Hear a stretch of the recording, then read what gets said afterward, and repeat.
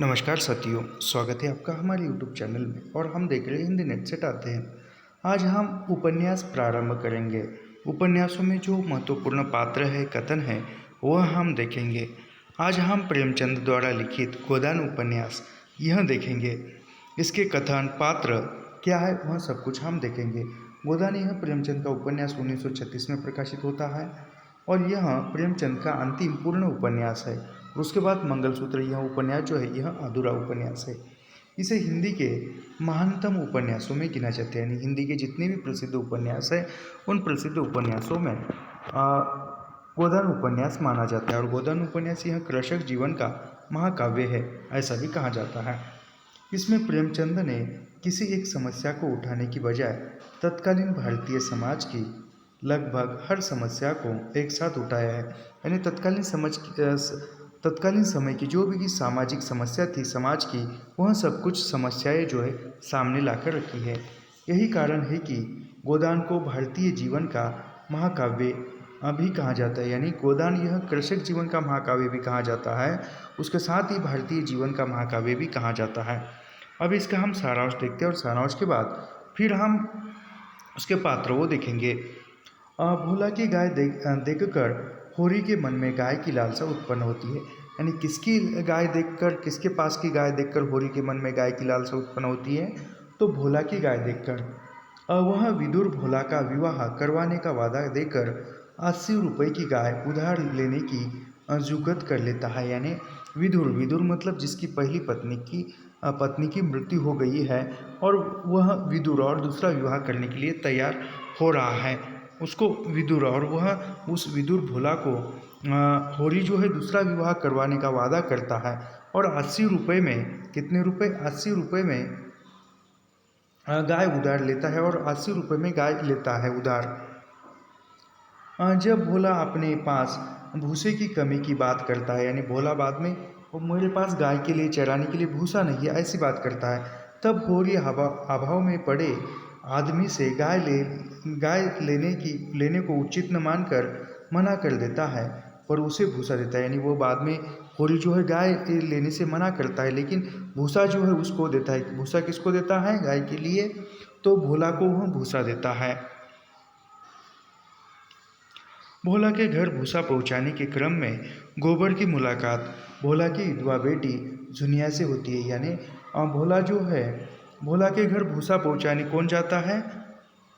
भोला के घर भूसा पहुंचाने के क्रम में गोबर की, यानी गोबर जो है वह भोला के घर भूसा पहुंचाता है गाय के लिए। तब उसकी विधवा बेटी, किसकी? भोला की, उसका नाम क्या है? जुनिया से होती है, जो आगे प्रेम में परिणित होती है। आगे वह गोबर जो है वह जुनिया से प्रेम करता है। गाय आने पर गांव वाले देखने आते हैं और होरी की खुश किस्मत की तारीफ करते हैं, यह सोचकर कि अलगोजे में दबाकर रखे गए पैसों से होरी ने गाय खरीदी है। उसके दोनों भाई हीरा और शोभा, यानी होरी के दो भाई है, एक का नाम है हीरा और दूसरे का नाम है शोभा, गाय देखने नहीं आते। यानी गाय देखने कौन नहीं आता होरी की? तो हीरा और शोभा जो है गाय देखने नहीं आते। इससे होरी को बड़ा दुख होता है। राय साहब के घर पर दशहरे के उत्सव में धनुष यज्ञ का नाटक में होरी जनक के माली का अभिनय करता है। यानी दशहरे के अवसर पर, गोदान उपन्यास में दशहरे के अवसर पर किसके घर पर धनुष यज्ञ नाटक खेला जाता है? तो वह राय साहब के घर पर धनुष यज्ञ नाटक खेला जाता है। और उस धनुष यज्ञ नाटक में होरी किसका अभिनय करता है? तो होरी जो है वह जनक के माली का अभिनय करता है। वहाँ राय साहब मेहता, ओमकारनाथ मालती आदि के बीच जमींदार विवाह सिद्धांत एवं अन्य मसलों पर बहस होती है। यानी नाटक के दौरान कौन कौन आते हैं वहाँ पर राय साहब के घर पर? तो ओमकारनाथ आते हैं, मालती ओमकारनाथ मालती और राय साहब मेहता यह आते हैं। राय साहब मेहता, ओमकारनाथ मालती, इनके बीच जो है जमींदारी को लेकर जमींदारी विवाह सिद्धांत एवं अन्य मसलों पर इस पर चर्चा होती है। यहाँ मिस मालती एक शर्त के लिए अपनी बातों से ओमकारनाथ को भुलावे में डालकर शराब पिलाती है। यानी यहाँ पर बातें करते हुए जो मालती है वह ओमकारनाथ को शराब पिलाती है और 1000 रुपये इनाम और 1000 रुपये इनाम जो है वह लेती है। पठान के वेश में डॉक्टर मेहता आकर रुपए मांगते हैं, यानी पठान के वेश में कौन आकर रुपए मांगता है? तो डॉक्टर मेहता जो है वह पठान के वेश में आते हैं और रुपए मांगते हैं और धमकी देते हैं कि रुपए न मिले तो वे गोली चला देंगे, यानी यदि रुपए न मिलते उनको तो वो गोली चला देंगे, ऐसा वह कहते हैं। कौन? डॉक्टर मेहता रुपए मांगने के लिए आते हैं। अंत में होरी वहाँ प्रवेश करके पठान को गिराकर उसकी मूछें उखाड़ देता है, यानी होरी उसको गिराता है और वहाँ जो है उसके मूछें उखाड़ देता है। अगले दिन शिकार पर जाते हैं, 3 टोलियाँ बनती है, यानी अगले दिन वह शिकार पर जाते हैं और वो 3 टोलियाँ बनती है। मेहता और मालती मेहता के प्रति आकर्षित है, यानी मालती किसके प्रति आकर्षित है? मालती जो है मेहता के प्रति आकर्षित है। ऊपर से छत से पानी टपक रहा है, वो भी आवाज़ रिकॉर्ड होती होगी, चलो कोई बात नहीं। मालती मेहता के प्रति आकर्षित है, पर मेहता को इस ओर कोई आकर्षित नहीं, यानी मालती मेहता की तरफ आकर्षित है, लेकिन मेहता जो है मालती की तरफ आकर्षित नहीं है। राय साहब और खन्ना, तनखा और मिर्ज़ा खुरदेश खरीब की बुआई से लेकर नौखे राम कहलाता है कि बाकी लगान न चुकाने वाले खेत में हल नहीं जोत सकेंगे, यानी जिस खेत पर लगान है, कर्ज है, वह जो है हल नहीं जोत सकते। होरी लगान के लिए साहूकार झिंगुरी सिंह को गाय बेचने को तैयार होता है, यानी और होरी लगान देने के लिए गाय बेचता है और वो गाय किसके हाथों बेचना चाहता है? किसको? तो झिंगुरी सिंह, साहूकार झिंगुरी सिंह को बेचने के लिए तैयार होता है। उसी रात हीरा द्वारा विष दिए जाने से गाय की मृत्यु होती है, यानी गाय को कौन विष देता है? तो हीरा देता है। हीरा कौन है? हीरा जो है होरी का भाई है। हीरा घर से भाग जाता है। होरी हीरा की पत्नी पुनिया का भी खेत संभालता है, यानी होरी जो है हीरा की पत्नी का नाम क्या है?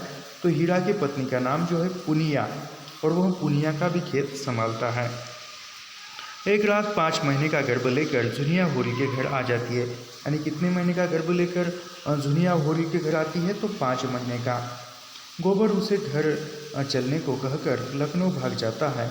जुनिया के एक लड़का होता है, यानी जुनिया जो पेट से होती है उसको एक लड़का संतान होती है। गांव की पंचायत होरी पर डांट लगाती है, यानी दंड लगाती है। धनिया पंचायत पर बहुत क्रोध करती है। होरी झिंगुरी सिंह के पास मकान रहन रखकर डांट चुकाता है, यानी होरी जो है झिंगुरी सिंह जो साहूकार है झिंगुरी सिंह उसके पास मकान गिरवी रखता है और जो भी दंड है वह चुकाता है। गोबर लखनऊ में मिर्ज़ा खुरदेश के यहाँ नौकरी पर लग जाता है, यानी गोबर जो है लखनऊ में किसके यहाँ नौकरी करता है? तो मिर्ज़ा खुरदेश के यहाँ नौकरी में लग जाता है। इधर डांड में सारा अनाज देने के बाद होरी के पास कुछ नहीं बचता, यानी जो दंड लगा था, कर्ज था, वह चुकाने के लिए सब कुछ अनाज बिक जाता है, कोई नहीं बचता। पुनिया उसकी सहायता करती है, यानी पुनिया जो है मदद करती है।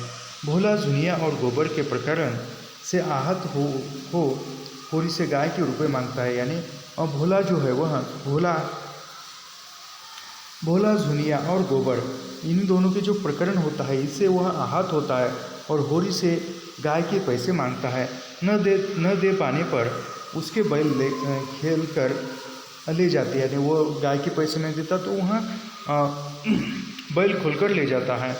मालती राजनीतिक और सामाजिक कार्यों में व्यस्त रहने लगी है, यानी मालती जो है और राजनीतिक और सामाजिक कार्यों में व्यस्त रहने लगी है। उसके प्रयत्नों से मेहता विमेंस लीग में भाषण देने के दौरान महिलाओं को समान अधिकार की मांग छोड़कर त्याग, दया, क्षमा अपनाने का सुझाव देता है। यानी राजनीतिक और सामाजिक कार्यों में व्यस्त रहने वाली पात्र का नाम क्या है? मालती है। और विमेंस लीग में भाषण देने के दौरान किसने दिया था विमेंस लीग में भाषण? तो वह उसके प्रयत्न से मेहता ने विमेंस लीग में भाषण दिया था। मेहता ने दौरान महिलाओं को समान अधिकार की मांग छोड़कर त्याग, दया, क्षमा अपनाने का सुझाव देता है, जो गृहस्थ जीवन के लिए निहायत ज़रूरी है। जो त्याग, दया, क्षमा यह जो है गृहस्थ जीवन के लिए ज़रूरी है, इस पर भाषण देते हैं। अगली बुआई के समय होरी के पास बैल नहीं है। अगली बुआई यानी अगली फसल लगाने के समय होरी के पास आप क्या नहीं है, बैल नहीं है। इसका फायदा उठाकर दाता दीन होरी से साझे में बुवाई करने का प्रस्ताव देकर होरी को मजदूर के स्तर तक ले जाता है। यानी वह दाता दीन जो है, दाता दीन क्या कहता है कि हम साझे में खेत बोएंगे, साझे में आधी आधी फसल ले लेंगे, इसको वो कहते हैं। और फिर वह होरी को मजदूर बनाने के लिए, मजदूरी करने के लिए विवश करता है। होरी ईख बेचने जाता है तो मिल मालिक के साथ मिलकर महाजन सारा रुपया कर्ज के लिए वसूल कर लेता है। यानी होरी किसके साथ ईख बेचने जाता है, ईख, तो वह महाजन मिल मालिक के साथ वो बचने जाता है। उधर गोबर नौकरी छोड़ खोचा चलाने लगता है। यानी उसने नौकरी छोड़ी है, इसने गोबर ने, और वह खोचा चलाने लगा है जिसमें अच्छी आमदनी होती है। वह एक दिन गांव में पहुंचता है।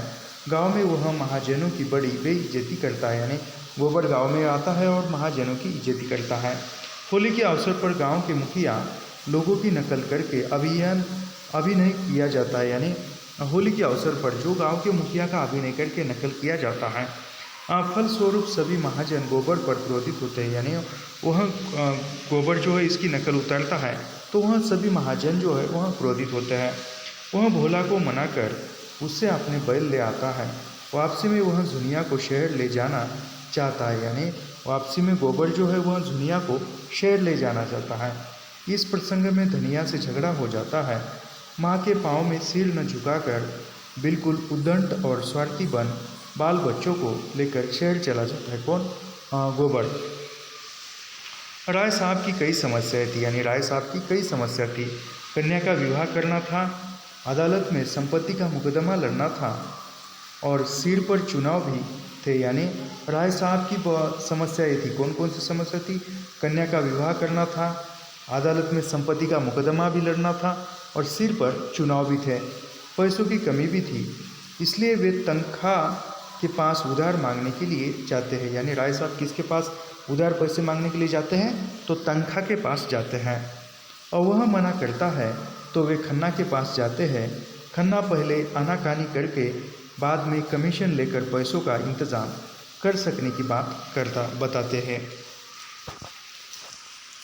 सिलिया माता दीन के अनाज के ढेर से दुलारी सौआइन को उधार चुकाने के लिए कुछ अनाज दे देती है। यानी सिलिया जो है, सिलिया माता दीन के अनाज का ढेर है माता दीन का, उसमें से सौआइन को दुलारी सौआइन, नाम क्या है? दुलारी सौआइन, उसको उधार चुकाने के लिए कुछ अनाज देती है तो माता दीन उसे भला बुरा कहता है। सिलिया के बाप हड़कू के कहने पर उसके साथी माता दीन के मुंह पर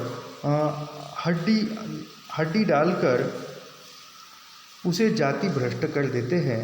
धनिया सिलिया को अपने घर में रख लेती है। यानी धनिया जो है सिलिया को अपने घर में रखती है। सोना के विवाह के लिए पैसों की ज़रूरत थी। यानी सोना का विवाह करना था और पैसों की ज़रूरत थी। सोना को मालूम हुआ कि पिता विवाह के लिए दुलारी से 200 रुपये, यानी पिता जो है किसके विवाह के लिए? सोना के विवाह के लिए कितने पैसे लेते? 200 रुपये लाएंगे। इस पर सोना सिलिया को भावी पति मथुरा, यानी सोना जो किससे आकर्षित थी, किससे प्रेम करती थी? तो मथुरा से, मथुरा के पास भेजती है। ससुराल वाले बिना दहेज के बहू लेने को तैयार हो गए, लेकिन धनिया अपनी मर्यादा बचाने के लिए दहेज देना चाहती थी। भोला एक जवान विधवा नौहरी से विवाह करता है। यानी भोला जो है एक जवान विधवा है और उसका नाम क्या है? नौहरी से विवाह करता है। नौहरी की बहुओं से नहीं पड़ती, जिस वजह से भोला का पुत्र कामता भोला को घर से निकालता है। यानी भोला का पुत्र कौन है? कामता है। नौखेराम नौहरी की लालसा से भोला को नौकर रख लेता है। यानी नौखेराम नौहरी की लालसा से किसको? भोला को नौकर लेता है। लाला पटेश्वरी साहूकार मंगरू शाह को भड़काकर होरी की ईक नीलाम करवा देता है। यानी ईक जो है नीलाम करवा देता है। कौन? पटेश्वरी साहूकार। उगाही की उम्मीद न होने से दुलारी होरी को शादी के लिए ₹200 नहीं देता, यानी शादी के लिए ₹200 नहीं देता दुलारी होरी को। इस संकट में नौहरी होरी को रुपए देकर उबारती है, यानी नौहरी जो है होरी को उधार रुपए देती है। गोबर के शहर वापस लौटने पर उसे पता चलता है, यानी गोबर जो है शहर से वापस आता है और तब उसे पता चलता है कि उसके खोचे की जगह दूसरा आदमी बैठने लगा, यानी जो खोचा था उसके जगह पर अब दूसरा आदमी बैठने लगा है। कारोबार में घाटा होता है तो वह मिल में नौकरी कर लेता है, यानी फिर वह कारोबार में घाटा होता है, वो चौके पर कुछ माल बेचता है, उसको घाटा होता है और फिर वह मिल में नौकरी करने लगता है। गोबर का बेटा मर जाता है, जुनिया फिर से गर्भवती है। गोबर नशा करने लगता है, जुनिया को पीटता है, गालियाँ देता है। चूहिया की सहायता से जुनिया एक बेटे को जन्म देती है, यानी चूहिया की सहायता से जो है वह जुनिया एक बेटे को जन्म देती है। मिल में झगड़ा हो जाने से गोबर घायल हो जाता है, यानी मिल में झगड़ा हो जाता है, मारपीट होती है और गोबर जो है घायल होता है। गोबर की सेवा करने के दौरान पति पत्नी में फिर संबंध स्वाभाविक होते हैं, यानी जो वह गोबर घायल हो जाता है और गोबर घायल होने से जुनिया जो है उसकी अपने पति गोबर की सेवा करती है और फिर से दोनों में प्रेम उत्पन्न होता है। मिल में आग लग जाने से खन्ना की स्थिति खराब हो जाती है, यानी मिल में आग लग जाने से खन्ना की जो आर्थिक स्थिति है खराब हो जाती है। खन्ना गोविंदी का मन मुटाव मिट जाता है। मेहता से प्रेरित होकर मालती सेवा व्रत में लगी रहती है। एक दिन मेहता और मालती होरी के गांव में पहुंचकर लोगों से मिलते हैं, यानी एक दिन मेहता और मालती जो है वह होरी के गांव में जाते हैं और वो मिलते हैं लोगों से। राय साहब की लड़की की शादी हो जाती है। मुकदमे और चुनाव में भी जीत होती है, यानी राय साहब की जो समस्या थी लड़की की शादी, चुनाव की और पैसों के बंदोबस्त, ये सब कुछ हो जाता है। वे लीग होम मेंबर भी बन जाते हैं। मालती देखती है कि दूसरों की सेवा करने के कारण ज़्यादा वेतन होने के बावजूद भी मेहता पर कर्ज है। कुर्की भी आ गई है। मालती मेहता को अपने घर लाती है, यानी कुर्की आ जाती है और मालती जो है मेहता को अपने घर लाती है। मालती गोबर को माली रख लेती है, यानी मालती गोबर को माली के रूप में नौकर लगती है। अपने बेटे की चिकित्सा और सेवा भी करती है। मालती मेहता से विवाह करना अस्वीकार करके मित्र बनकर रहना पसंद करती है, यानी मालती जो है मेहता के साथ विवाह करना अस्वीकार करती है और वह मित्र बनकर रहना चाहती है। मातादीन सिलिया के बालक को प्यार करता है, यानी मातादीन किसके बालक को प्यार करता है तो सिलिया के बालक से प्रेम करता है। बालक निमोनिया के कारण मर जाता है, यानी किसका बालक निमोनिया के कारण मर जाता है तो सिलिया का जो बालक है वह निमोनिया होने के कारण मर जाता है। मातादीन सिलिया के प्रति पुनः आकर्षित हो जाता है, जाति के बंधन तोड़कर उसके साथ रहता है, यानी फिर मातादीन जो है जाति के बंधन तोड़कर सिलिया के साथ रहने लगता है। होरी की आर्थिक दशा दिनों दिन गिरती जाती है। 3 साल तक लगान न चुकाने से नौखेराम बेदखली का दावा करता है, यानी 3 साल तक वह लगान नहीं दे पाता तो वह बेदखली का दावा करता है। कौन? नौखेराम। मातादीन के सुझाव पर होरी रूपा की शादी अधेड़ राम सेवक महतो से करके बदले में कुछ रुपए लेता है, यानी फिर वो होरी जो है रूपा की शादी किसके करता है? राम सेवक जो अधेड़ उम्र का, यानी ज़्यादा उम्र का, और वह राम सेवक महतो से करता है और बदले में कुछ पैसे लेता है और बेदखली से बच जाता है। गोबर शादी के बाद जुनिया वो बच्चे को गांव में छोड़कर लखनऊ चला जाता है। होरी पोते मंगल, यानी गोबर के लड़के का नाम क्या है? मंगल है और होरी का पुत्र है। गाय लेना चाहता है, यानी वो फिर से गाय लेना चाहता है, इसलिए कंकड़ खोदने की मजदूरी करता है, यानी कंकड़ खोदकर कुछ पैसे जम जाएंगे तो वह गाय लेना चाहता है। एक दिन हीरा अचानक आ जाता है और होरी से माफ़ी मांगता है, यानी एक दिन हीरा अचानक आता है और होरी से माफ़ी मांगता है। क्यों? क्योंकि इसने गाय को विष देकर मारा था। होरी खुश हो जाता है। होरी कंकड़ खोदते समय दोपहर की छुट्टी के समय लेट जाता है। उसी की के उल्टी, यानी उसको वो दोपहर कंकड़ खोदते समय दोपहर आराम करने के लिए लेट जाता है और उसको के होती है? उल्टी होती है। उसे लू लग जाती है। होरी को उठाकर घर लाया जाता है। होरी की मृत्यु शैया पर जाकर अब सब धनिया से उसका गोदान करने को कहते हैं। यानी अंतिमतः जो है वह होरी की मृत्यु हो जाती है और उसको होरी का गोदान करने के लिए कहते हैं। धनिया सुतली बेचकर यानी धनिया जो है सुतली बेचकर इकट्ठा किए 20 पैसे, यानी वह धनिया जो है सुतली बेचकर कितने पैसे इकट्ठा करती है तो 20 पैसे इकट्ठा करती है। होरी के हाथ में रखकर माता दीन से कहती है, महाराज घर में न गाय है न बछिया, यानी घर में न गाय है न बछिया है न पैसा, यही पैसे है, यही इसका गोदान है। और पचड़ खाकर गिर पड़ती है, यानी वह धनिया भी। तो यहाँ पर ये सब कुछ हमने ये देखा। अब कुछ इम्पोर्टेंट तथ्य है, वह तथ्य देखते हैं। ये पूछा है, सेमरी और बेलारी गांव में 5 मील का अंतर है। स्वराज स्वाधीन भारत और हंटर पत्रों का उल्लेख है, यानी इस उपन्यास में स्वराज्य स्वाधीन भारत और हंटर पत्रों का उल्लेख है। सेमरी से लखनऊ 20 कोस दूर है, यानी लखनऊ से सेमरी जो गांव है वह 20 कोस की दूरी पर है। उसके बाद हजरतगंज और अमीनाबाद का उल्लेख है, यानी हजरतगंज और अमीनाबाद का भी उल्लेख यहाँ पर है। अभी इस उपन्यास के हम पात्र देखते हैं। होरी धनिया का पति है, भोला से उसकी सगाई, यानी होरी जो है धनिया का पति है और भोला से सगाई होती है। दूसरा विवाह कराने का वादा करता है, यानी होरी भोला का दूसरा विवाह कराने का वादा करता है। इसी बात के संदर्भ में भोला उसे 80 रुपये की गाय देता है, यानी भोला ने होरी से कितने रुपए की गाय बेची थी या दी थी? 80 रुपये की। बेलारी गांव अवध प्रांत का निवासी है, यानी बेलारी गांव किस प्रांत में है? तो अवध प्रांत में है। गाय की लालसा जीवन का सबसे बड़ा स्वप्न, यानी होरी का जो सबसे बड़ा स्वप्न कौन सा है? तो गाय की लालसा, एक गाय खरीदने की लालसा। 2 भाई हीरा और शोभा, यानी होरी के 2 भाई है, हीरा और शोभा। पाल पोसकर बड़ा किया, बाद में अलग हो जाए, यानी होरी ने हीरा और शोभा को पाल पोसकर बड़ा किया और बाद में वही अलग हो गए। होरी की कृषक प्रकृति झगड़े से भागती थी। एक समय होरी ने भी महाजनी की थी। फसली बुखार से पीड़ित होता है, यानी वह किस बीमारी से पीड़ित होता है होरी? तो वह फसली बुखार से जो है पीड़ित होता है। 3 बीघे का काश्तकार है, यानी होरी के पास कितने बीघा जमीन है? तो 3 बीघे जमीन है, याद रखिए। अगली पात्रा है धनिया। धनिया जो है, धनिया कौन है? धनिया जो है होरी की पत्नी है। 6 संतानें, यानी होरी और धनिया के कुल कितनी संतानें थी? 6 संतानें हुई थी, लेकिन 3 जीवित रही और 3 जो है मृत्यु हो गई थी। उन 3 जीवित रहे संतानों में होरी और धनिया के कौन थे? गोबर, सोना और रूपा, यह 3 संतानें होरी और धनिया की जीवित थी। 36 साल उपन्यास के आरंभ में, यानी धनिया की उम्र जब उपन्यास प्रारंभ होता है तब कितनी उम्र बताई है? तो 36 साल बताई है।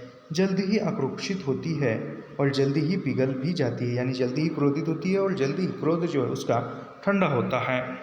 सिलिया को अपने घर शरण देती है, यानी सिलिया को धनिया जो है अपने घर में शरण देती है, रख लेती है। अगला पात्र है गोबर, होरी और धनिया का बेटा, यानी होरी और धनिया का बेटा कौन है? गोबर है। 16 साल, यानी उपन्यास के प्रारंभ में गोबर की उम्र कितनी बताई है? तो 16 साल बताई है। इसका रंग सांवला है, लंबा है, एक हरा युवक है। काम में रुचि नहीं है, यानी काम में रुचि नहीं है किसकी? गोबर की। मुख पर असंतोष और विद्रोह है, यानी मुख पर असंतोष और विद्रोह छाया हुआ है।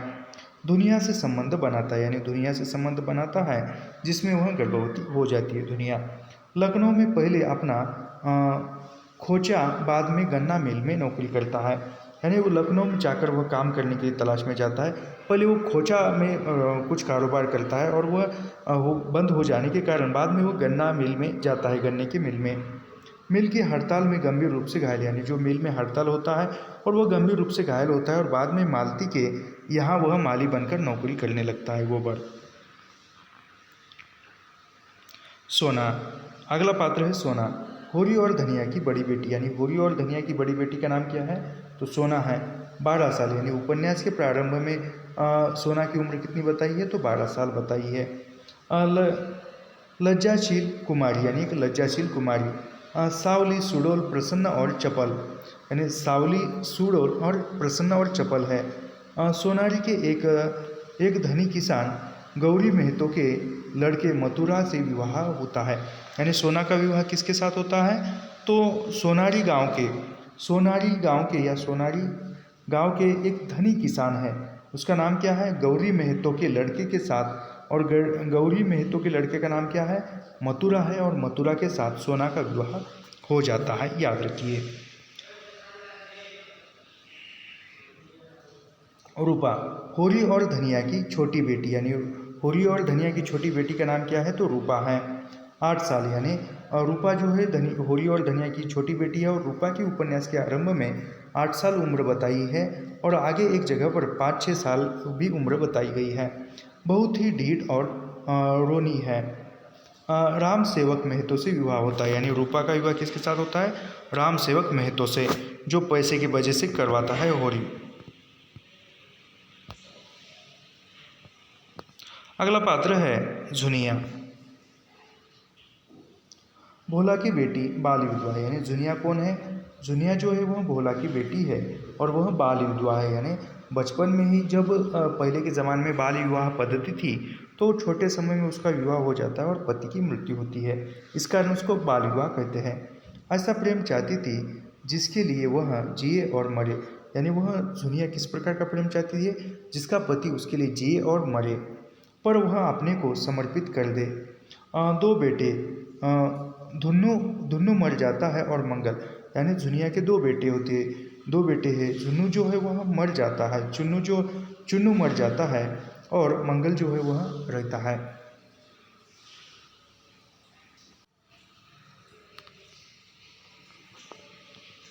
अगला पात्र है माता दीन,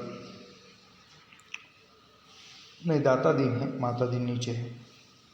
दाता दीन गांव में पशु चिकित्सा के आचार्य, यानी गांव में पशु चिकित्सक, यानी पशुओं का डॉक्टर कौन है?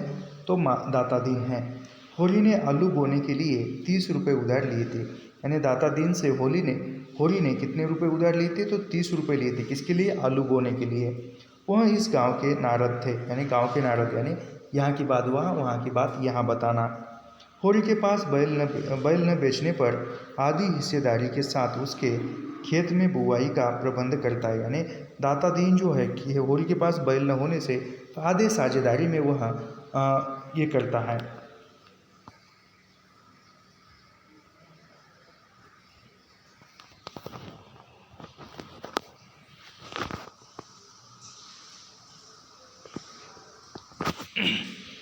साझेदारी में वह खेती करता है, बुआई की। अगला पात्र है माता दीन। माता दीन क्या कहता है? माता दीन दाता दीन का पुत्र है, यानी माता दीन जो है वह दाता दीन का पुत्र है, याद रखिए। माता दीन किसका पुत्र है? तो माता दीन जो है वह दाता दीन का पुत्र है। सिलिया चमारिन से संबंध है, यानी इसका माता दीन से किसके साथ संबंध है? सिलिया चमारिन से संबंध है। जुनिया को प्रेम पाश में फंसाने का प्रयत्न करता है, यानी जुनिया को प्रेम करके उसको फंसाने का प्रयत्न करता है।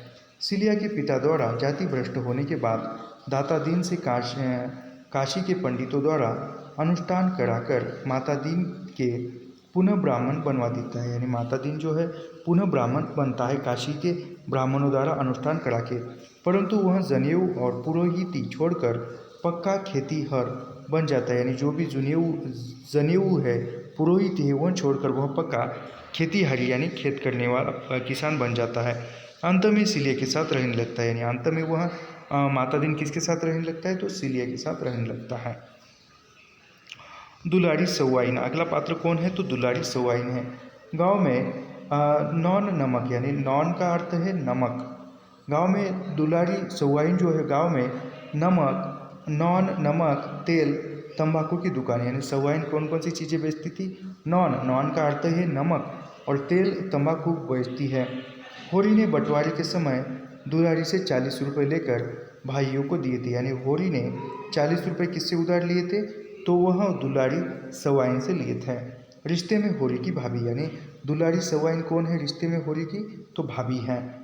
होरी कभी कभी दिल्लगी भी करता था जिसे धनिया जलती थी, यानी कभी कभी वह होरी जो है भाभी होने के नाते दुलारी सवाइन से मजाक करता है, और वह उसकी पत्नी धनिया जो है जलती थी। आगे गौण पात्र देखते हैं। गौण पात्रों में है मंगरू साहू होरी ने बैल के लिए 60 रुपये उधार लिए थे, यानी होरी ने बैल लेने के लिए 60 रुपये किससे उधार लिए थे? तो मंगरू साहू से लिए थे। गांव का सबसे धनी व्यक्ति, यानी गांव का सबसे धनी व्यक्ति कौन था? तो मंगरू साहू। पट्टेश्वरी लाल, पट्टेश्वरी लाल यह पटवारी गांव में पुण्यात्मा नाम से मशहूर थे, यानी गांव में पुण्यात्मा नाम से मशहूर कौन थे? तो पट्टेश्वरी लाल या पटवारी। मंगरू साहा को उकसाकर होरी पर नालिश करवाते हैं। अगला पात्र है झिंगुरी सिंह, गांव के सबसे बड़े महाजन, यानी झिंगुरी सिंह कौन है? तो गांव के सबसे बड़े महाजन हैं, शहर के बड़े महाजन के एजेंट, यानी शहर के बड़े महाजन है उसके एजेंट कौन है? तो झिंगुरी सिंह है।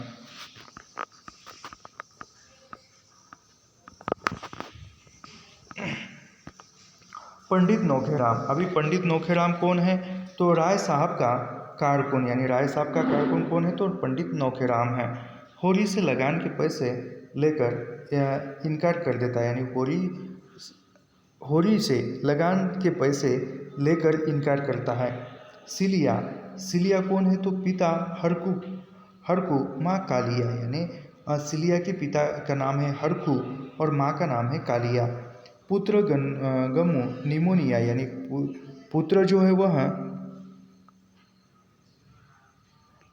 पुत्र उसका सिलिया का निमोनिया के कारण मर जाता है। भोला, होरी के गांव से मिले हुए पूर्वे का ग्वाला, यानी भोला कौन है? भोला जो है वो होरी के गांव से मिले हुए पूर्वे का ग्वाला है, किसान है, यानी ग्वाला यानी जो गाय वो पालते हैं, दूध बेचते हैं, वह दूध मक्खन का व्यवसाय। पहली स्त्री लू लग जाने से मर जाती है, यानी भोला की पहली पत्नी की मृत्यु किस कारण होती है? तो लू लगने से। 3 संतान है, यानी भोला को 3 संतान है। कामता बड़ा लड़का, यानी भोला का बड़े लड़के का नाम क्या है? तो कामता है। जंगी छोटा लड़का, यानी भोला के छोटे लड़के का नाम क्या है? जंगी है। और झुनिया अपने गांव का मुखिया, यानी भोला जो है अपने गांव का मुखिया है। अगला पात्र है नवहरी। नवहरी विधवा भोला से दूसरा विवाह, यानी नवहरी स्त्री है और भोला से जो है दूसरा विवाह होता है। हीरा, होरी का भाई, यानी हीरा कौन है? तो हीरा जो होरी का भाई है, गाय को जहर देकर घर से फरार, यानी गाय को जहर देकर होरी के गाय को जहर देकर मारने वाला कौन है? हीरा जो होरी का भाई है। पुनिया, हीरा की पत्नी, पुनिया जो है हीरा की पत्नी है। बाँस काटने को लेकर बंसोड़ चौधरी से लड़ती है, यानी बाँस काटने को लेकर बंसोड़ चौधरी के साथ लड़ती है। कौन? पुनिया। शोभा, होरी का भाई, यानी शोभा जो है यह भी होरी का भाई है। अंत में सारी ज़मीन जायदाद बिक जाती है, किसकी? शोभा की जो है अंत में पूरी जायदाद ज़मीन जो है वह बिक जाती है। दमड़ी बंसोड़, दमड़ी बंसोड़ कौन है? बाँस के सौदे में होरी से मिली भगत फिर धोखा, यानी वह दमड़ी बंसोड़ जो है वह होरी के साथ मिलकर बाँस का ये करता है और सौदा करता है और बाद में उसको धोखा देता है होरी को। दारोगा, अगला पात्र कौन है? दारोगा होरी की गाय के मरने पर तहकीकत के लिए आता है, यानी होरी की गाय मरने के लिए उसकी चौकसी जो है वह करने के लिए आता है। इन्विटेशन, हीरा के घर की तलाशी लेने के बहाने होरी से रुपए चाहता है, यानी हीरा के घर की तलाशी लेने के लिए होरी से रुपए मांगने चाहता है, पर धनिया का आक्रोशी से असफल कर देता है, यानी धनिया विरोध करती है। अंत गांव के महाजनों से रुपए वसूलता है, यानी अंत में दारोगा जो है जो गांव के महाजन हैं उनके पास से रुपए लेता है। अभी शहरी पात्र कौन कौन से हैं इस उपन्यास में, उस पर देखते हैं। शहरी पात्रों में पहला पात्र है राय साहब। शहरी पात्रों में पहला पात्र कौन है? तो वह है राय साहब, अमरपाल सिंह, यानी राय साहब को ही अमरपाल सिंह या राय साहब कहा जाता है। राय साहब सेमरी गांव अवध प्रांत के निवासी, यानी राय साहब किस गांव के हैं? तो सेमरी गांव के हैं और अवध प्रांत के निवासी हैं। पिछले सत्याग्रह संग्राम में कौंसिल की मेमोरी छोड़कर जेल चले गए थे, यानी पिछला सत्याग्रह हुआ था उसमें उन्होंने कौंसिल की मेमोरी छोड़कर वह जेल गए थे। राष्ट्रवादी, संगीत प्रेमी, ड्रामा के शौकीन, अच्छे वक्ता, अच्छे लेखक, अच्छे निशानेबाज, यानी राय साहब में कौन कौन सी खूबियाँ हैं? तो राय साहब में जो है राष्ट्रवादी है, संगीत प्रेमी है, ड्रामा के शौकीन है यानी नाटक के अच्छे वक्ता है और अच्छे लेखक है और अच्छे निशानेबाज है। ये कौन है? तो राय साहब है, अमरपाल सिंह है। पत्नी को मरे 10 साल, दूसरी शादी नहीं। यानी राय साहब की पत्नी को मरकर 10 साल पूरे हो गए हैं, लेकिन उन्होंने दूसरी शादी नहीं की। 2 बच्चे हैं, यानी राय साहब के 2 बच्चे हैं। रुद्रपाल सिंह, यानी लड़के का नाम रुद्रपाल सिंह है और लड़की का नाम मीनाक्षी है। जेठ के दशहरे के अवसर पर धनुष यज्ञ का आयोजन, यानी जब जेठ के दशहरा आता है और दशहरे में धनुष यज्ञ नाटक का आयोजन होता है। पिता से संपत्ति के साथ भक्ति भी पाई, यानी पिताजी की जो संपत्ति थी, संपत्ति के साथ उन्होंने भक्ति भी पाई थी। परिवार बहुत विशाल था, यानी उसका राय साहब का परिवार जो था बड़ा था। सभी पैतृक रियासत पर आश्रित थे। मेहता, तंका, खन्ना और ओमकारनाथ राय साहब के सहपाठी, यानी राय साहब के सहपाठियों का नाम क्या है? मेहता, तंखा और खन्ना। यह किसके सहपाठियों का नाम है? तो राय साहब के सहपाठियों का नाम है, याद रखिए। मेहता, तंखा और खन्ना। ओमकारनाथ होरी से डांड वसूले जाने की खबर पाकर नौकेराम से पूरा धन मांगते हैं, यानी याद रखिए। फिर वो होरी से डांड, यानी होरी से नौकेराम जो है वह होरी से डांड वसूल करता है, की जाने की खबर पाता है। कौन? यह राय साहब। और फिर वह नौकेराम से जो है पूरा धन लेता है। नौकेराम और उसके साथी ओमकारनाथ को इसकी खबर देते हैं। तब राय साहब ने ओमकारनाथ की पत्रिका को रिश्वत स्वरूप चंदा देकर मामले को दबाया। कुंवर दिग्विजय सिंह ने बेटी मीनाक्षी, यानी कुंवर दिग्विजय सिंह से मीनाक्षी की विवाह कराते हैं राय साहब। मीनाक्षी दिग्विजय सिंह के पूरे बर्ताव और अय्याश प्रवृत्ति के कारण उसे छोड़ देती है, यानी मीनाक्षी जो है दिग्विजय से विवाह करती है। और विवाह हो जाने के बाद जो वह दिग्विजय का जो बुरा बर्ताव था, अय्याश प्रवृत्ति थी, उसको वह ऊब जाती है और उसके कारण उसको छोड़ देती है दिग्विजय को। कौन? मीनाक्षी। उपन्यास के आखिर में राजा की पदवी मिलती है, यानी उपन्यास के अंत में राय साहब को राजा की पदवी प्राप्त होती है, मिलती है।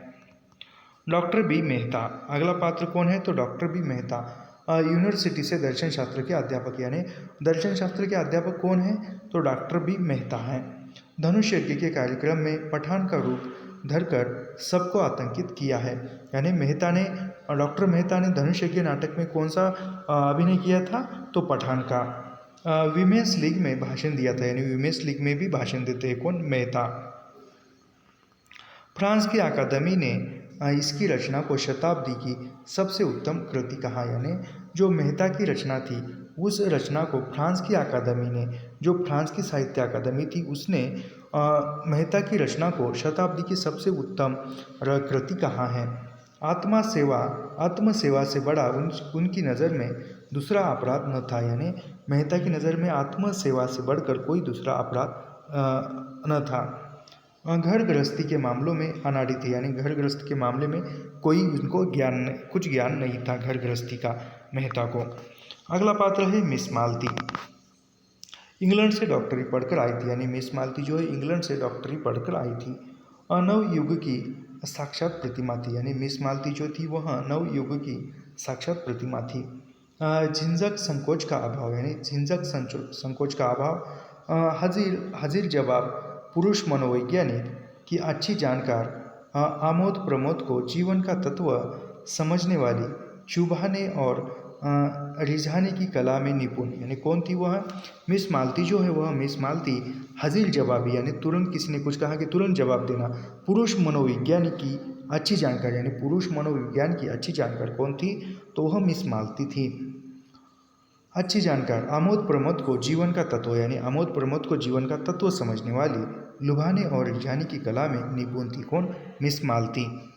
राय साहब के यहाँ धनुष यज्ञ के कार्यक्रम में ओमकारनाथ को शराब पिलाने की शर्त स्वीकार करती है, यानी राय साहब के यहाँ जब धनुष यज्ञ का कार्यक्रम होता है उस धनुष यज्ञ में ओमकारनाथ को शराब पिलाने की जो स्वीकार करती है और पिलाती है। शिकार के दौरान मेहता से बातें करते हुए मालती उसकी ओर आकर्षित होती है, यानी जब वो शिकार के लिए जाते हैं कौन? मेहता, तो शिकार की बातें करते हुए मालती जो है वह मेहता की तरफ आकर्षित होती है। पिता मिस कॉल, यानी मालती के पिता का नाम क्या है? तो मिस कॉल है। छोटी बहनें सरोज और वर्दा, यानी मालती के छोटी बहनों का नाम क्या है? सरोज और वर्दा। वीमेंस लीग की संस्थापक यानी मिस मालती किसकी संस्थापक है? तो वीमेंस लीग की संस्थापक है। नगर कांग्रेस कमेटी की सभा नेत्री चुनी जाती है यानी नगर कांग्रेस कमेटी की सभा नेत्री भी चुनी जाती है। कौन? यह मालती। मिर्ज़ा खुर्शीद, अगला पात्र कौन सा है? तो मिर्ज़ा खुर्शीद सूफी मुसलमान यानी मिर्ज़ा खुर्शीद कौन है? तो वह सूफी मुसलमान है। बड़े दिल्लगीबाज और बेफिक्री जीव है यानी बड़े दिल्लगीबाज है और बड़ी एक बेफिक्री जीव है। कारोबार चौपट हो जाने पर राय साहब और अन्य मित्रों की मदद से लखनऊ में जूती की दुकान खोली है। यानी लखनऊ में जूती की दुकान खोलने वाले पात्र का नाम क्या है? तो मिर्ज़ा खुर्शीद है, याद रखिए। काउंसिल के सदस्य यानी काउंसिल के सदस्य भी हैं। वर्तमान में रहने वाले व्यक्ति शायरी और शराब के शौकीन यानी मिर्ज़ा खुर्शीद वह शायरी और शराब के शौकीन हैं। बुड्ढों की कबड्डी का आयोजन करते हैं। इस कबड्डी में मेहता और खुर्शीद आमने सामने होते हैं। यानी बुड्ढों की कबड्डी का आयोजन कौन करता है? तो वह मिर्ज़ा खुर्शीद करता है और इस कबड्डी में जो खुर्शीद और मेहता जो है आमने सामने रहते हैं। मिल में मजदूरी घटने के विरोध में हड़ताल करवाने वाले संघ के सभापति यानी मिल में जो है वह उनकी तनख्वाह के लिए या मजदूरी घटने के कारण आंदोलन करते हैं और उस संघ के सभापति है। इस संघ के मंत्री पंडित ओमकारनाथ थे यानी जो मजदूर संघ था हड़ताल करने वाला, उस हड़ताल के मंत्री कौन थे? तो वो पंडित ओमकारनाथ थे और सभापति कौन थे? तो वह मिर्ज़ा खुर्शीद थे। वेश्याओं के उद्धार के लिए उनकी नाटक मंडली बनाते हैं यानी वेश्याओं के उद्धार के लिए नाटक मंडली वेश्याओं की कौन बनाते? तो मिर्ज़ा खुर्शीद ही बनाते हैं, याद रखिए। मिस्टर चंद्र प्रकाश खन्ना, अगला पात्र कौन है? तो अगला पात्र है मिस्टर चंद्र प्रकाश खन्ना, बैंक मैनेजर और शक्कर मिल के मैनेजिंग डायरेक्टर। यानी मिस्टर चंद्र प्रकाश खन्ना कौन है? तो बैंक मैनेजर है और शक्कर मिल के मैगजीन डायरेक्टर भी है। मिस मालती के उपासकों में थे यानी मिस मालती के उपासकों में से एक मिस्टर चंद्र प्रकाश खन्ना भी थे। शिष्टता उसके लिए दुनिया को ठगने का एक साधन थी यानी शिष्टता जो है वह दुनिया को ठगने का एक साधन थी। किसके लिए? चंद्र प्रकाश खन्ना के लिए। चीनी मिल में आग लग जाने से कंगाल की हालत यानी चीनी मिल में आग लग जाती है और वह कंगाली की हालत में आ जाते हैं। कौन? चंद्र प्रकाश खन्ना। गोविंदी देवी, अगला पात्र कौन है? तो अगला पात्र है गोविंदी देवी, मिस्टर खन्ना की पत्नी। यानी गोविंदी देवी कौन है? तो वह मिस्टर खन्ना की पत्नी है। कविता लिखने का शौक यानी गोविंदी देवी को कविता लिखने का शौक है, याद रखिए। मालती से अपने दाम्पत्य जीवन को खतरा महसूस करती है यानी मालती से जो है मालती आने से खन्ना साहब उसकी तरफ आकर्षित हो जाएंगे और वह अपने सांसारिक जीवन को खतरा महसूस करने लगती है।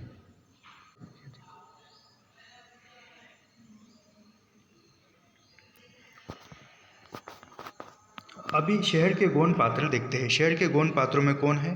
तो ओमकारनाथ है। दैनिक पत्र बिजली के संपादक यानी दैनिक पत्र बिजली के संपादक कौन है? तो ओमकारनाथ है। साहित्य की सेवा का धैर्य यानी ओमकारनाथ ने कौन सा धैर्य अपनाया है? तो साहित्य की सेवा करने का। खुद को सिद्धांतों का पुजारी मानते हैं यानी ओमकारनाथ जो है खुद को सिद्धांतों का पुजारी मानते हैं। पत्नी गोमती यानी ओमकारनाथ की पत्नी का नाम क्या है? तो गोमती है, याद रखिए। मिस्टर श्याम बिहारी तनखा, मिस्टर श्याम बिहारी तनखा वकील परंतु वकालत न चलने के कारण बीमा कंपनी के दलाल यानी वह मिस्टर श्याम बिहारी तनखा जो है, श्याम बिहारी तनखा पेशे से वकील है और वह वकालत न चलती नहीं है, ज़्यादा पैसे नहीं मिलते होंगे तो वह छोड़ देकर फिर बाद में बीमा कंपनी में वह दलाल बन जाते हैं। तालुकेदारों और महाजनों को बैंक से कर्ज दिलाते हैं यानी जो तालुकेदार है तालुकेदारों यानी जो तालुके में रहने वाले वह या महाजन है, महाजनों को बैंक से कर्ज दिलवाते हैं, लोन दिलाते हैं। चुनाव के समय उम्मीदवार खड़े करने का व्यवसाय यानी चुनाव के समय उम्मीदवार खड़े करने का व्यवसाय किसका है? तो श्याम बिहारी तनखा का है। राजा सूर्य प्रताप सिंह, राजा सूर्य प्रताप सिंह राय साहब के मुकाबले चुनाव लड़ते हैं। यानी राजा सूर्य प्रताप सिंह यह राय साहब के मुकाबले चुनाव लड़ते हैं और हार जाते हैं। यानी राय साहब के विरुद्ध में, विपक्ष में वह चुनाव लड़ते हैं। कौन? सूर्य प्रताप सिंह, राजा सूर्य प्रताप सिंह, और वह उनके चुनाव हार जाते हैं। राय साहब के बेटे रुद्रपाल सिंह ने अपनी बेटी का विवाह करना चाहते हैं। यानी राय साहब के बेटे का नाम क्या है? रुद्रपाल सिंह है, और वह सूर्य प्रताप सिंह जो है अब उनकी बेटी का विवाह करना चाहते हैं, परंतु रुद्रपाल मालती की बहन सरोज से शादी करके विदेश चला जाता है। यानी रुद्रपाल किससे शादी करता है? तो मालती की बहन सरोज से शादी करके विदेश चला जाता है। चूहिया, अगला पात्र कौन है? तो चूहिया है। लखनऊ में गोबर झुनिया की पड़ोसी, यानी लखनऊ में जब गोबर और झुनिया जाते हैं तो उनकी पड़ोसी कौन है? तो पड़ोसी है चूहिया। झुनिया के गर्भ और गोबर की चोट के बाद उसकी मदद करती है। यानी जब झुनिया जब गर्भ होती है उसकी मदद करती है, और गोबर को चोट लगती है तो उन दोनों की मदद करती है। सरोज, मालती की बहन, मेहता के भाषण में उनके स्त्री संबंधी विचारों का विरोध करती है। यानी मालती की सरोज जो है वह मालती की बहन है, और मेहता जो है वह भाषण देते हैं और उनके मेहता के जो स्त्री संबंधी विचार है उस विचारों का विरोध करती है। कौन? सरोज। याद रखिए, पूछा हुआ है यह। अभी इसके हम प्रमुख कथन देखते हैं इस उपन्यास के। आज पूरा नहीं होगा एक ही वीडियो में, जितने हो सकेंगे उतने आज करेंगे और बाकी के बाद में। धनी कौन होता है? इसका कोई विचार नहीं करता, वह जो अपने कौशल से दूसरों को बेवकूफ़ बना सकता है। यह गोविंदी मेहता से कहती है। यानी गोविंदी क्या कहती है कि धनी कौन होता है, इसका कोई विचार नहीं करता। यानी धनी कौन होता है, इसका कोई विचार नहीं करता, वह जो अपने कौशल्य से, यानी अपने कौशल्य से, अपने अंदर के जो कौशल्य से वह दूसरों को बेवकूफ़ बना सकता है, वही कौशल्य होता है। ये गोविंदी मेहता से कहती है। जब दूसरे के पांव तले अपनी गर्दन दबी हुई है तो उन पाँवों को सहलाने में ही कुशलता है। ये होरी धनिया से कहता है, और काफ़ी इम्पोर्टेंट कथन है। जब दूसरों के पांव तले अपनी गर्दन दबी हुई है तो उन पाँवों को सहलाने में ही कुशल है। यह होरी धनिया से कहता है, काफ़ी इम्पोर्टेंट है। और इस उपन्यास का चर्चित और प्रसिद्ध कथन यही है, जब दूसरे के पाँव तले अपनी गर्दन दबी हुई है तो उन पाँवों को सहलाने में ही कुशलता है। विपन्नता के इस अथाह सागर में, यानी विपन्नता के इस अथाह सागर में सुहाग की वह तृण था जिसे पकड़े हुए वह सागर को पार कर रही थी।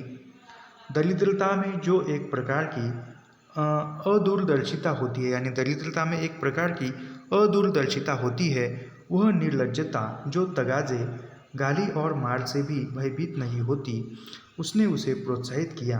बरसों से जो साध मन को आंदोलित कर रही थी, उसने उसे विचलित कर दिया।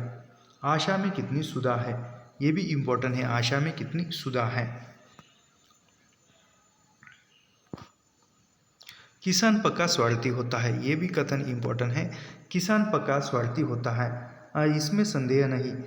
उसकी गांठ से रिश्वत के पैसे बड़ी मुश्किल से निकलते हैं।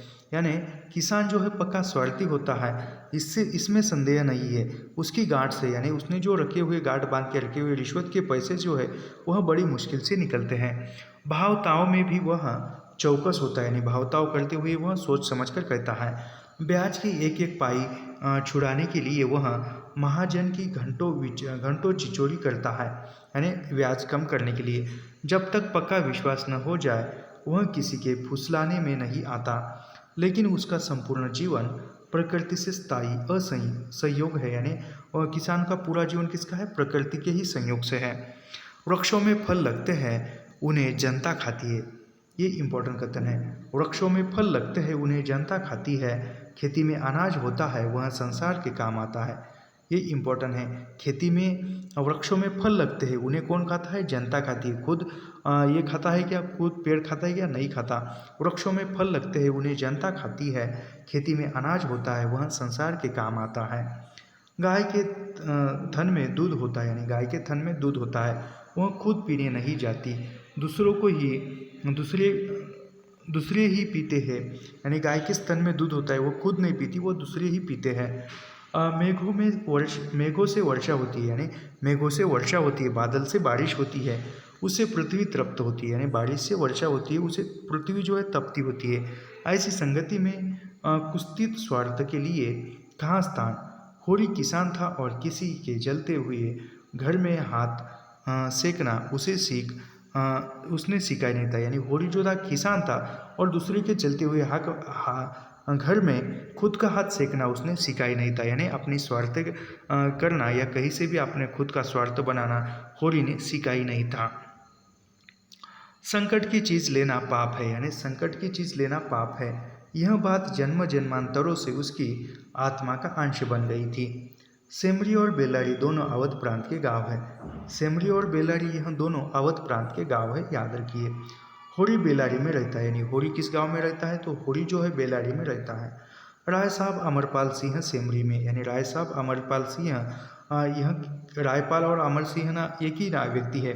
राय साहब यह कहाँ पर रहती है, तो सेमरी में रहती है, और होरी जो है बेलारी में। संपत्ति और सहृदयता में बैर है। संपत्ति और सहृदयता में बैर है। बैर यानी विरोधी है। संपत्ति और सहृदयता में बैर है। हम भी दान देते हैं, धर्म करते हैं, यानी हम भी दान देते हैं, धर्म करते हैं, लेकिन जानते हो क्यों?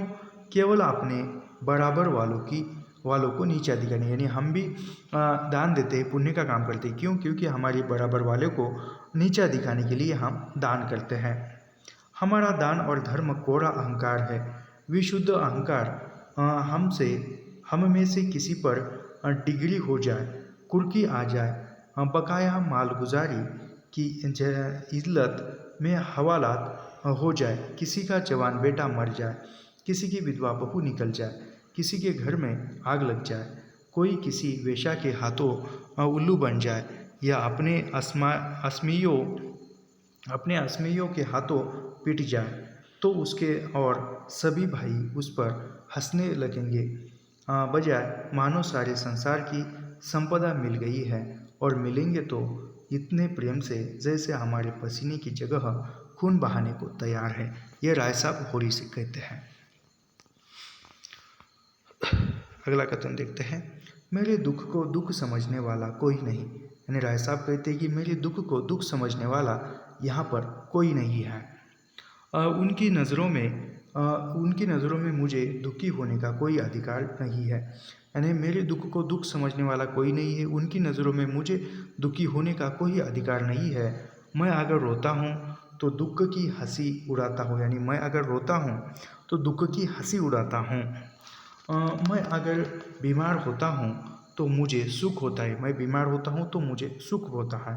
मैं अगर अपना ब्याह करके घर में कलह नहीं बनाता, यानी मैं अपना ब्याह करके घर में कलह नहीं बढ़ाता, तो यह मेरी नीच स्वार्थ पड़ता है, यानी मैं ब्याह करके घर में कलह नहीं बढ़ाता तो यह मेरी नीच स्वार्थ पड़ता है। अगर ब्याह कर लूँ तो वह विलासांता होगी, यानी यदि ब्याह कर लूँ तो वह विलासांतता होगी। अगर शराब नहीं पीता तो मेरी कंजूसी है। शराब पीने लगूँ तो वह प्रज्ञा का रक्त होगा, यानी शराब पीने न पीऊँ तो कंजूसी है, और शराब पीने लगूंगा तो वह कहेंगे कि वह प्रजा का रक्त पी रहा है। ये जो है कथन राय साहब होरी से कहते हैं। गरीबों में अगर ईर्ष्या या बैर है, यानी गरीबों में अगर ईर्ष्या है, बैर है, तो स्वार्थ के लिए या पेट के लिए ऐसी ईर्ष्या और बैर को मैं क्षम्य समझता हूँ। हमारे मुंह की रोटी कोई छीन ले तो उसके गले में उंगली डालकर निकालना हमारा धर्म हो जाता है, यानी कोई हमारे मुंह की रोटी छीन ले तो उसके गले में उंगली डालकर, यानी ज़बरदस्ती हमारी कोई रोटी लेता है तो उससे हम छीन सकते हैं। अगर हम छोड़ दे तो देवता है। बड़े आदमियों की ईर्ष्या और बैर केवल आनंद के लिए है, यानी ये बड़े आदमियों की ईर्ष्या और बैर केवल आनंद के लिए है, याद रखिए। हम इतने बड़े आदमी हो गए हैं कि हमें नीचता और कुटिलता में ही निस्वार्थ और परम आनंद मिलता है। ये राय साहब होरी से ही कहते हैं। दुनिया समझती है हम बड़े सुखी हैं, यानी दुनिया क्या समझती है कि हम बड़े सुखी हैं।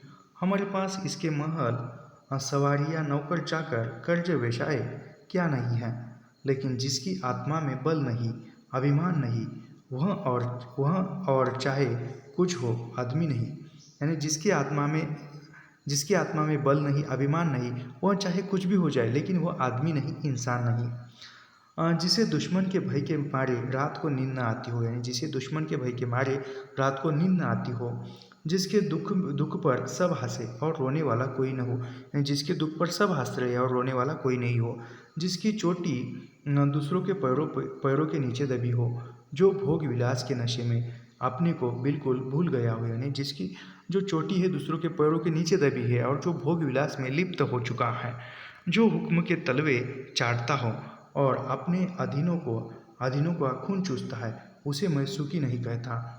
सांप शिकार खेलने आए दौरे पर मेरा कर्तव्य है कि उसकी दुम के पीछे लगा दूंगा रहूं। उनकी बहों पर शिकन पड़ी है और हमारे प्राण सूखे हैं। उन्हें प्रसन्न करने के लिए हम क्या नहीं करते। केवल अफसरों के सामने दुम हिला हिलाकर किसी तरह उसके कृपा पात्र बने रहना और उसकी सहायता से अपनी प्रजा पर आतंक जमाना ही हमारा अधम है। ये सभी इम्पोर्टेंट कथन है, परीक्षा में पूछे जाने योग्य है।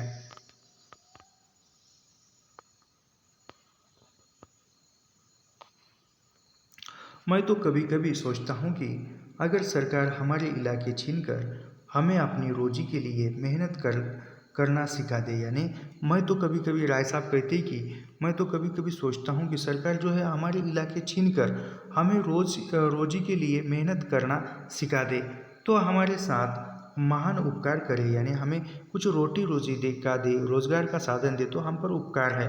और यह तो निश्चय है कि अब सरकार भी हमारी रक्षा न करेगी, यानी ये निश्चय हो चुका है, तय हो चुका है कि हमें रोजगार देने के लिए अब सरकार भी कोई उपाय नहीं करेगी। हमसे अब उसका कोई स्वार्थ नहीं निकलता। लक्षण कह रहे हैं कि बहुत जल्द हमारे वर्ग की हस्ती मिट जाने वाली है। मैं उस दिन का स्वागत करने को तैयार बैठा हूँ, ईश्वर वह दिन आ जाए, यानी मैं उस दिन का स्वागत करने के लिए बैठा हूँ। ये कौन कहता है? राय साहब जो है वह होरी से कहते हैं, राय साहब होरी से कहता है। हमारी गर्दन दूसरों के पैरों के नीचे दबी हुई है, अड़क कर निबाह नहीं हो सकता, यानी ये होरी गोबर से कहता है, यानी हमारी गर्दन जो है वह दूसरों के पैरों के नीचे दबी हुई है और अखड़ कर निबाह नहीं हो सकता। और यह होरी जो है वो किसको कहता है? गोबर से कहता है। और इसके पहले हमने कौन सा कथन देखा? हमारी गर्दन दूसरों के पैरों तले दबी हुई है तो उस पैरों को सहलाने में ही कुशलता है, ये होरी धनिया से कहता है। याद रखिए, दोनों में अंतर है। तो फिर अपना इलाका हमें क्यों नहीं दे देते? हम अपने खेत बैल हल कुदाल सब उन्हें देने को तैयार हैं, करेंगे बदला। यह सब धूर्तता है। नीरी मोट मदरी जिसे दुख होता है वह दर्जनों मोटारे नहीं रखता, महलों में नहीं रहता, यानी जिसे दुख होता है वह दर्जनों मोटारे नहीं रखता, महलों में नहीं रहता, हलवा पूरी नहीं खाता और न नाच रंग में लिप्त रहता है, यानी हलवा पूरी नहीं खाता, नाच रंग में लिप्त रहता है, यानी मज़े से राज का सुख भोग रहे हैं उस पर दुखी, यानी आप मज़े में राज का सुख भोग रहे हैं और फिर भी दुखी है कह रहे हैं। ये गोबर होरी से कहता है। आगे का कथन देखते हैं। जायदाद किसी से छोड़ी जाती है, यानी जायदाद जो है किसी से छोड़ी जाती है वही छोड़ देंगे। हम ही को खेती से क्या मिलता है, यानी हमको खेती से क्या मिलता? एक आने नफरी की मजूरी भी तो नहीं पड़ती, यानी एक आने नफरी की मजूरी भी हमें नहीं पड़ती। जो 10 रुपये महीने का भी नौकर है, यानी जो 10 पैसे महीने का भी नौकर है वह भी हमसे अच्छा खाता पैसा, यानी जो उसकी खेती नहीं है फिर भी वह 10 पैसे पर मजूरी करता है और फिर भी वह हमसे अच्छा खाना खाता है। लेकिन खेतों को छोड़ा तो नहीं जाता, यानी खेत को छोड़ा भी नहीं जाता। खेती छोड़ दे तो और करे क्या, यानी खेती छोड़ दे तो और क्या करे? नौकरी कहीं मिलती है फिर मर्जाद भी तो पालना ही पड़ता है, यानी मर्जाद यानी स्त्रियों को। खेती में जो मर्जाद है वह नौकरी में तो नहीं है। इसी तरह जमींदारों का हाल भी समझ लो, ये होरी गोबर से कहता है। अगला कथन है, भगवान ने तो सबको बराबर ही बनाया है, यानी भगवान ने तो सबको बराबर बनाया है। यह बात नहीं है कि बेटा छोटे बड़े भगवान के घर से बनकर आते हैं, यानी भगवान ने सबको एक साथ बराबर बनाया है। यह बात नहीं है कि बेटा छोटे बड़े, यानी जो छोटे बड़े का मतलब है कि अमीर गरीब जो है भगवान के घर से नहीं आते। संपत्ति बड़ी तपस्या से मिलती है, यानी संपत्ति जो है बड़ी तपस्या से मिलती है। उन्होंने पूर्व जन्म में जैसे कर्म किए हैं उनका आंदोलन भोग रहे, यानी पूर्व जन्म में उन्होंने जिस प्रकार के कर्म किए हैं उस प्रकार का अब वह जीवन जी रहे, आनंद भोग रहे हैं। हमने कुछ नहीं संचा तो भोगेंगे क्या, यानी पूर्व जन्म में हमने कुछ भी नहीं किया तो हम भोगेंगे क्या। यह गोबर जो है गोबर और होरी का संवाद है। यहाँ औरत को भगवान सब कुछ दे रूप दे नहीं, औरत को भगवान सब कुछ दे रूप न दे, यानी औरत को भगवान जो स्त्री को भगवान जो है रूप सब कुछ दे मगर रूप न दे, नहीं वह काबू में नहीं रहती, यानी स्त्री जो है नहीं वह काबू में नहीं रहती। ये बाँस काटने वाला चौधरी कहता है, औरत को भगवान सब कुछ दे रूप न दे, नहीं वह काबू में नहीं रहती। ये कौन कहता है? बाँस काटने वाला चौधरी कहता है। वैवाहिक जीवन के प्रभात में लालसा अपनी गुलामी मादकता के साथ उदय होती है। यहाँ पर हम रुकते हैं और इसके आगे का बाद में देखते हैं। ऐसे ही अध्ययन करने के लिए हमारे चैनल को सब्सक्राइब कीजिए, लाइक कीजिए और शेयर करना मत भूलिए। मिलते हैं नेक्स्ट वीडियो में। धन्यवाद।